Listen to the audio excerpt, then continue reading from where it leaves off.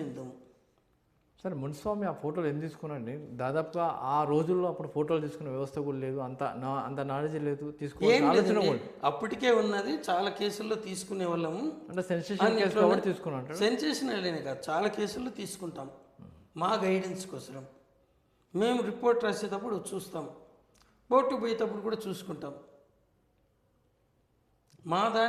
మాకోసం తీసుకుంటాం. దాని ఖర్చు పోలీసు వాళ్ళు పెట్టుకుంటారు.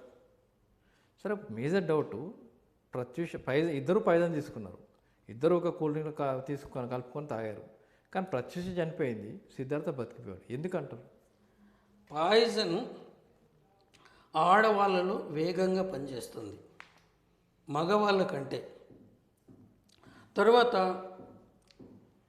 అమ్మాయిలు ఎక్కువగా ఫ్యాట్ ఉంటుంది స్కిన్ కింద, బ్రెస్ట్ దగ్గర, బటక్స్, ఈ ఏరియాస్ అన్నీ కూడా ఫ్యాట్ ఎక్కువగా ఉంటుంది.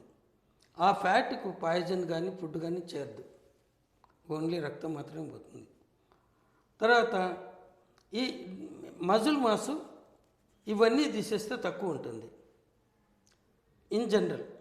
అట్లా ఈమె సినీ యాక్ట్రెస్ కాబట్టి వాళ్ళు షేప్ మెయింటైన్ చేయాలి, ఫ్యాట్ అక్యుములేట్ కాదు. ఇక్కడ కానీ కొద్ది స్లిమ్గా ఉండకపోతే వాళ్ళని తీసుకోరు యాక్ట్ చేయడానికి.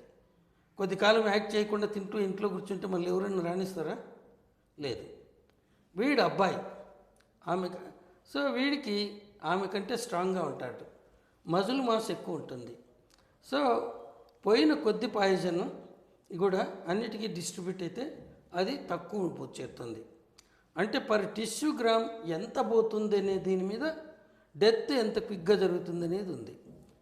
సో ఇక్కడ అబ్బాయిల్లో పాయిజన్ ఎఫెక్ట్స్ కొద్ది లేట్గా వస్తాయి, అమ్మాయిల్లో తొందరగా వస్తాయి. అది తర్వాత ఈవెన్ అమ్మాయిలు ఇంకోటి ఏంటంటే ఫిజియోలాజికల్ వేరియేషన్లో స్టమక్లోనే పాయిజన్ తొందరగా అబ్జర్వ్ అయిపోయింది.